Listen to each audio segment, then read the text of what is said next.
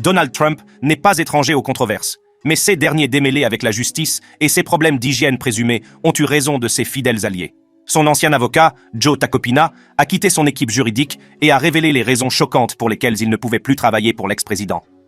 Découvrez comment l'avocat de Trump a démissionné, comment l'odeur corporelle et le maquillage de Trump sont devenus des sujets viraux, et ce que tout cela signifie pour son avenir politique. L'avocat de Trump explique pourquoi il a démissionné. Tout a commencé en avril dernier, lorsque Donald Trump a été accusé d'avoir falsifié des documents commerciaux. Ces accusations découlaient d'un paiement occulte qu'il avait versé à l'actrice de film pour adultes Stormy Daniels. Joseph Tacopina, un avocat de la défense renommé, s'est tenu aux côtés de M. Trump alors qu'il plaidait non coupable de ces allégations. Personne ne se doutait que ce serait le début d'un parcours juridique tumultueux. Aujourd'hui, Tacopina s'est retiré de toutes les affaires concernant Trump. Mais qu'est-ce qui a motivé cette décision abrupte ? Approfondissons la question. Les procureurs du bureau du procureur de Manhattan allèguent que M. Trump s'est livré à un stratagème pour augmenter ses chances d'être élu lors de la course à la présidence de 2016. Ils affirment que M. Trump a orchestré une série de paiements occultes effectués par d'autres personnes pour l'aider dans sa campagne. Pour dissimuler ce comportement criminel présumé, M. Trump est accusé d'avoir falsifié de manière répétée et frauduleuse des documents commerciaux new-yorkais. Il est toutefois important de noter que M. Trump nie catégoriquement tout acte répréhensible. Dans une lettre adressée au juge Juan Merchan, M. Tacopina a respectueusement informé le tribunal que lui et son cabinet, Chad Seigel, se retiraient en tant qu'avocat de Donald J. Trump dans cette procédure. Cette révélation choquante a suscité de nombreuses interrogations sur ce qui a pu se passer à huis clos. Susan Necheles, une autre avocate, a pris le rôle de conseil principal dans l'affaire Trump. Elle était présente aux côtés de Tacopina et de Trump lors de la lecture de l'acte d'accusation en avril dernier. En outre, l'avocat Todd Blanche a également assisté à la lecture de l'acte d'accusation, ce qui souligne encore la nature très médiatisée de cette bataille juridique. Mais l'implication de M. Tacopina auprès de M. Trump va au-delà des accusations liées à Stormy Daniels. Il a également représenté M. Trump dans une affaire civile de diffamation et de coups et blessures intentée par l'ancienne chroniqueuse du magazine Elle, Jean Carroll. Dans une tournure d'événements étonnants, Trump a été jugé responsable et condamné à verser à Carroll la somme stupéfiante de 5 millions de dollars de dommages et intérêts. Toutefois, M. Tacopina a décidé de ne pas s'occuper de l'appel interjeté par M. Trump à la suite de ce verdict. Un jour avant le début de son dernier procès en diffamation, M. Tacopina a rejoint MSNBC pour ce qu'il a appelé sa première et unique interview afin de faire la lumière sur sa décision de partir. Bien qu'il ait mentionné des raisons personnelles comme étant la force motrice de sa décision, il a choisi de ne pas divulguer de détails. Toutefois, il a adopté une approche cordiale lorsqu'il a parlé de son ancien client, en s'en prenant subtilement à ses anciens collègues.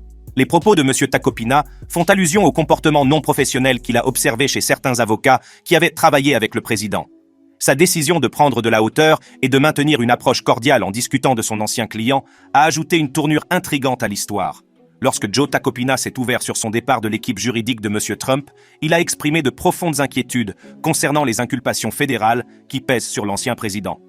Bien qu'il n'ait pas trouvé l'affaire criminelle de Manhattan alléguant la falsification de documents commerciaux particulièrement solides, Joe Tacopina a souligné la gravité des deux affaires fédérales. Les propos de M. Tacopina ont fait écho au sentiment de gravité qui entoure les inculpations fédérales. Il a ensuite évoqué la possibilité d'une condamnation de Trump dans l'un ou l'autre cas, laissant les téléspectateurs stupéfaits. La reconnaissance par M. Tacopina d'un parti pris politique potentiel dans le traitement des affaires a ajouté une nouvelle couche de complexité à la situation. Il a souligné le fait que M. Trump devait faire face à un jury dans 3 endroits différents, Washington, D.C., New York et la Géorgie, qui ne lui sont pas particulièrement favorables. La possibilité que M. Trump soit condamné dans l'une ou l'autre des affaires fédérales est devenue une réalité choquante qui ne pouvait être ignorée. Les avocats Alina Habba et Michael Madaio prendront les rênes de l'autre procès de Carroll, dont le procès est prévu au tribunal fédéral de Manhattan. Ce changement inattendu dans la représentation juridique soulève des questions sur les stratégies et les tactiques qui seront employées à l'avenir.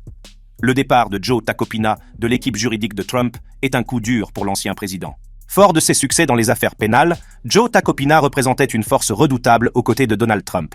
Sa liste de clients, qui comprend des personnalités comme Alex Rodriguez, Sean Hannity et ASAP Rocky, en dit long sur son expertise. Alors que les batailles juridiques se déroulent, le monde entier attend avec impatience de voir comment ces actes d'accusation façonneront l'avenir de l'ancien président. Trump sera-t-il capable de surmonter les défis auxquels il est confronté ou devra-t-il répondre de ses actes présumés ? Seul l'avenir nous le dira. Les batailles juridiques de Trump. Dès les premiers jours de sa présidence, Donald Trump a dû faire face à une avalanche d'actions en justice qui allait donner le ton des années tumultueuses à venir. Dès son entrée en fonction, ses détracteurs et ses opposants étaient déterminés à le tenir pour responsable de ses actes. Examinons quelques-unes des principales batailles juridiques qui ont marqué le début du parcours tumultueux de M. Trump. L'une des premières batailles juridiques auxquelles Trump a dû faire face était centrée sur la clause des émoluments de la Constitution des États-Unis. Cette clause interdit aux titulaires de fonctions fédérales de recevoir des cadeaux ou des paiements de gouvernements étrangers sans le consentement du Congrès. Le vaste empire commercial de Donald Trump et ses relations internationales ont suscité des inquiétudes quant à d'éventuels conflits d'intérêts et à des violations de la clause d'émolument. Des actions en justice ont été intentées, alléguant que M. Trump profitait de sa présidence par l'intermédiaire de ses entreprises. Les batailles juridiques autour de la clause d'émolument deviendront un thème récurrent tout au long de la présidence de Trump. L'interdiction controversée de voyager imposée par M. Trump, qui visait à restreindre l'entrée aux États-Unis des ressortissants de plusieurs pays à prédominance musulmane, a constitué un autre défi juridique majeur dès le début du mandat de M. Trump. Cette interdiction a immédiatement suscité des réactions négatives et a été contestée en justice pour cause de discrimination religieuse et de violation des droits constitutionnels. La bataille autour de l'interdiction de voyager s'est portée jusqu'à la Cour suprême, où une version modifiée de l'interdiction a finalement été confirmée. L'enquête menée par le conseiller spécial Robert Mueller est sans doute la bataille juridique la plus médiatisée de la présidence Trump. Cette enquête visait à découvrir toute collusion potentielle entre la campagne de Trump et la Russie lors de l'élection présidentielle de 2016. L'enquête a duré plus de 2 ans et a donné lieu à de nombreuses mises en examen et condamnations de collaborateurs de M. Trump. Si le rapport final de Mueller n'a pas établi l'existence d'une conspiration criminelle entre Trump et la Russie, il a mis en évidence des cas d'obstruction potentielle à la justice, ce qui a donné lieu à d'autres débats et enquêtes juridiques. Aucune discussion sur les batailles juridiques de Trump ne serait complète sans mentionner le scandale Stormy Daniels. La star des films pour adultes affirme avoir eu une liaison avec M. Trump en 2006 et avoir reçu des pots de vin juste avant l'élection de 2016 pour ne pas en parler. La bataille juridique autour de ce scandale a donné lieu à des poursuites pour diffamation, à des violations des règles de financement des campagnes électorales et à des questions sur l'utilisation des accords de non-divulgation. La saga Stormy Daniels a suscité une frénésie médiatique et a jeté de l'huile sur le feu des problèmes juridiques de Donald Trump. Une autre bataille juridique importante à laquelle Donald Trump a dû faire face pendant sa présidence a été celle des procès de destitution. Non pas une fois, mais 2 fois, Donald Trump s'est retrouvé au cœur de la procédure de destitution, un événement rare et lourd de conséquences dans la politique américaine. Le premier procès en destitution a tourné autour de la controverse sur l'Ukraine. Tout a commencé par une plainte d'un dénonciateur alléguant que Trump avait sollicité une ingérence étrangère dans l'élection présidentielle de 2020. L'accusation portait sur le fait que Trump avait fait pression sur le président ukrainien pour qu'il enquête sur Joe Biden, son rival politique, en échange d'une aide militaire. Cela a conduit la Chambre des représentants à mettre Trump en accusation pour abus de pouvoir et obstruction au Congrès. Le procès qui s'ensuivit au Sénat a captivé la nation, les 2 parties présentant leurs arguments. En fin de compte, Trump a été acquitté par le Sénat, la majorité des républicains ayant voté en sa faveur.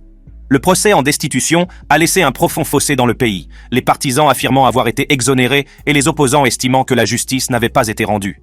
Le deuxième procès en destitution a été déclenché par les événements choquants du 6 janvier 2021, lorsqu'une foule violente a pris d'assaut le Capitole des États-Unis pour tenter de renverser les résultats de l'élection. Trump est accusé d'avoir incité à l'insurrection par sa rhétorique et ses fausses allégations de fraude électorale. La Chambre des représentants l'a rapidement mis en accusation pour incitation à l'insurrection. Le deuxième procès en destitution a été rapide et intense, avec des vidéos explicites et des témoignages émouvants présentés comme preuve. Bien que certains républicains se soient joints aux démocrates pour voter en faveur de la condamnation de M. Trump, la majorité n'a pas atteint la majorité des 2/3 requises au Sénat. M. Trump a été acquitté pour la 2e fois, laissant la nation aux prises avec les conséquences de l'insurrection du Capitole et les implications pour la démocratie. Ces batailles juridiques n'ont pas seulement façonné la présidence de Trump, mais aussi le paysage politique des États-Unis. Elles ont testé les limites du pouvoir exécutif, remis en question les normes de transparence et de responsabilité, et déclenché des débats passionnés sur l'état de droit. Qu'on l'aime ou qu'on le déteste, les batailles juridiques de Donald Trump ont laissé une marque indélébile sur la politique américaine. Elles nous rappellent que personne, pas même le président, n'est au-dessus de la loi. La campagne de Trump pour les élections de 2024. Les décisions imminentes et les procès qui se profilent ont le potentiel de façonner non seulement l'avenir politique de Trump, mais aussi les pouvoirs et les limites de la présidence et de la démocratie constitutionnelle américaine. De l'épreuve de force de la Cour suprême sur la décision d'exclure Trump du scrutin, au procès civil pour fraude en cours à New York, En passant par les multiples procès criminels qui se profilent à l'horizon, le paysage juridique entourant Trump est rempli d'incertitudes. Les prochaines plaidoiries de la Cour suprême sur la décision de la Cour suprême du Colorado d'exclure Trump du scrutin, en vertu de l'interdiction des insurgés prévue par le 14e amendement, ont des implications considérables pour l'élection de 2024 et les élections à venir. Cette affaire, qui découle de l'attaque du Capitole par la foule le 6 janvier 2021, provoquée par les fausses allégations de fraude électorale de Trump lors des élections de 2020, a déclenché un débat national sur les limites du pouvoir présidentiel et la protection de la démocratie. L'intervention de la Cour suprême dans cette affaire a été rendue nécessaire par des décisions juridiques contradictoires rendues par différents États. Alors que le Colorado a pris la décision audacieuse de retirer M. Trump du scrutin, plusieurs autres États ont adopté la position inverse et refusé de le faire. Ce paysage juridique contradictoire menace de provoquer un chaos électoral national et soulève des questions sur la cohérence et l'équité du processus électoral. On ne saurait trop insister sur l'importance de cette affaire. Elle revêt une grande importance, non seulement pour les prochaines élections de 2024, mais aussi pour la manière dont les élections futures se dérouleront. Les partisans de Donald Trump se sont saisis de cette affaire pour contrer les allégations selon lesquelles il représenterait une menace pour la démocratie. Ils affirment que le fait de l'exclure du scrutin est un affront direct aux électeurs et un exemple d'ingérence électorale. Ils soutiennent que la décision devrait être laissée au peuple, plutôt que d'être décidée par des interprétations juridiques du 14e amendement. Cet argument met en évidence la tension entre la protection des processus démocratiques et la responsabilité de ceux qui incitent à la violence ou portent atteinte à l'intégrité des élections. D'abord considérée comme peu probable, les questions clés au cœur de l'affaire sont de savoir si le 14e amendement datant de la guerre de sécession s'applique au président et s'il est auto-exécutoire ou s'il exige qu'un tribunal ou le Congrès se prononce sur les décisions relatives à l'insurrection. Si la stratégie dilatoire de M. Trump lui a permis de gagner du temps, le poids de ces batailles juridiques ne cesse de s'alourdir. La décision du jury dans l'affaire de diffamation intentée par Jean Carroll, le procès potentiel sur les pots de vin et l'affaire de racket en Géorgie sont autant d'éléments qui ajoutent à la pression croissante exercée sur M. Trump. Alors que les principaux juges et magistrats du pays sont aux prises avec les conséquences des tentatives de Trump de mettre à mal les garde-fous du système politique, les précédents qui en résulteraient résonneront aussi longtemps que l'Amérique restera une république. La collision entre l'élection de novembre et les démêlés juridiques de Trump s'aggrave, et les pouvoirs et les limites de la présidence, ainsi que la démocratie constitutionnelle américaine, sont en jeu. Il est également devenu évident qu'il existe un contraste frappant entre l'approche discrète du président Joe Biden et la course chaotique des primaires républicaines. Alors que ses rivaux républicains, comme le gouverneur de Floride Ron DeSantis et d'autres candidats, se lancent dans des débats houleux sur les problèmes juridiques croissants de M. Trump, M. Biden a choisi de rester relativement discret. Cette décision stratégique lui permet de se concentrer sur son travail quotidien sans se mêler à la course aux primaires du GOP, de plus en plus controversée. En laissant Trump et les autres candidats républicains s'affronter entre eux, la campagne de Joe Biden reconnaît l'avantage d'éviter les conflits inutiles au sein de son parti. Saga des odeurs corporelles. Au milieu de cette bataille juridique, l'ex-président Donald Trump devient viral pour une raison encore plus ridicule. Le 16 décembre 2023, Adam Kinzinger, un ancien membre républicain du Congrès, s'est rendu sur X, anciennement Twitter, pour insinuer que l'ancien président avait une forte odeur. Dans un tweet qui deviendra bientôt tristement célèbre, Kinzinger écrit « Je suis sincèrement surpris que les proches de Trump n'aient pas parlé de l'odeur. C'est vraiment quelque chose à voir. Portez un masque si vous le pouvez. » M. Kinzinger était loin de se douter que ce tweet déclencherait une tempête de controverses et captiverait l'attention de millions de personnes. Les gens voulaient absolument en savoir plus sur l'odeur corporelle présumée de M. Trump, et le tweet de M. Kinzinger est devenu le catalyseur d'une saga choquante qui allait se dérouler dans les jours à venir. Au fur et à mesure que le tweet prenait de l'ampleur, les médias et les utilisateurs des réseaux sociaux étaient impatients d'en savoir plus sur M. Kinzinger. Que voulait-il dire exactement par cette odeur ? S'agissait-il d'un commentaire passager ou de quelque chose de plus substantiel ? Le public avait soif de réponses, et M. Kinzinger ne l'a pas déçu. Dans une interview accordée à la chaîne d'information indépendante Midas Touch, M. Kinzinger a fait des déclarations extraordinaires sur l'odeur de M. Trump. Il l'a décrite comme un mélange unique d'aisselle, de ketchup, de fesses et de maquillage passé au mixeur. Au fur et à mesure que la nouvelle des affirmations de M. Kinzinger se répandait, la curiosité du public atteignait son paroxysme. Les plateformes de médias sociaux ont été inondées de discussions et de débats sur l'odeur corporelle présumée de M. Trump. Des mèmes et des blagues ont commencé à circuler, les utilisateurs s'amusant à spéculer sur les origines et les effets d'une odeur aussi unique. Cependant, au milieu de cette frénésie, certains ont mis en doute la véracité des affirmations de M. Kinzinger. Newsweek, un média réputé, a cherché à vérifier les déclarations du membre du Congrès, mais n'a pas pu le faire. L'absence de preuves concrètes n'a fait qu'ajouter à l'intrigue et alimenter les spéculations. Les affirmations d'Adam Kinzinger sur l'odeur corporelle de Donald Trump continuant à faire des vagues, ce n'était qu'une question de temps avant que le camp de Donald Trump ne réagisse. Le porte-parole de la campagne de Donald Trump, Stephen Chung, s'est empressé de rejeter les déclarations de M. Kinzinger et de lancer une attaque cinglante. M. Chung a qualifié M. Kinzinger de fraudeur au chômage et est même allé jusqu'à l'accuser d'avoir pété en direct à la télévision. La guerre des mots entre Kinzinger et l'équipe de Trump n'a fait que jeter de l'huile sur le feu et intensifier l'intérêt du public pour le sujet. La réponse du camp de M. Trump a suscité des réactions mitigées. Certains y ont vu une tentative désespérée de discréditer M. Kinzinger et de détourner l'attention des allégations. D'autres y ont vu une tactique typique de l'équipe de Trump pour attaquer quiconque ose critiquer l'ancien président. La controverse autour de l'odeur corporelle de Trump est devenue un champ de bataille de rhétorique politique et d'attaques personnelles. Pendant ce temps, le hashtag #TrumpStinks a continué à prendre de l'ampleur sur les médias sociaux. Une avalanche de blagues et de mèmes a inondé des plateformes comme X, les utilisateurs trouvant des moyens créatifs de se moquer de l'odeur présumée de Trump.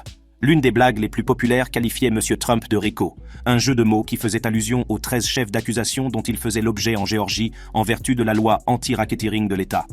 L'ancien président a nié avec véhémence toutes les accusations, les rejetant comme faisant partie d'une chasse aux sorcières politiques. Si beaucoup ont trouvé de l'humour dans la tendance Trump-Stinks, d'autres l'ont critiquée, estimant qu'elle détournait l'attention de questions plus urgentes.